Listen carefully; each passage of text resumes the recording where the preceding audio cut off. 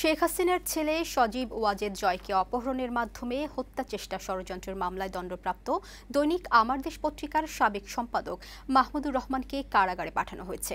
রোববার ঢাকার অতিরিক্ত চিফ মেট্রোপলিটন ম্যাজিস্ট্রেট মাহবুবুল হক তাকে কারাগারে পাঠানোর আদেশ দেন। আজ এই মামলায় আত্মসমর্পণ করে আপিলের শর্তে জামিন আবেদন করেন মাহমুদুর রহমান। আদালত জামিন নামঞ্জুর করে তাকে কারাগারে পাঠিয়েছে। গত বছর 17 আগস্ট এই মামলায় মাহমুদুর রহমান, শফিক রহমান সহ 5 জনকে 7 বছর করে কারাদণ্ড দেন এই আদালতের সাবেক বিচারক আসাদুজ্জামান নূর। রায়ের সময় আসামিরা পলাতক থাকায় তাদের বিরুদ্ধে গ্রেফতারি পরোয়ানা জারি করেন। 2015 সালের 3রা আগস্ট পল্টন থানায় এই মামলা করেন গোয়েন্দা পুলিশের পরিদর্শক ফজলুর রহমান। মাহমুদুর রহমান বলেছেন, মিথ্যা মামলায় তাকে সাজা দেওয়া হয়েছে, আইনিভাবেই তিনি মামলা মোকাবেলা করবেন।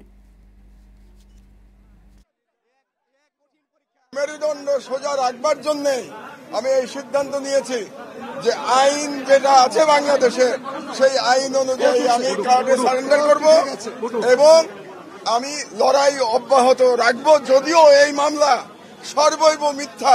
মাহমুদুর রহমান জেলে গেছেন, উনি আপিল করবেন, তারপর জেল থেকে বেরিয়ে আসবেন, সেটাই আমাদের প্রত্যাশা দ্রুততম সময়ের মধ্যে।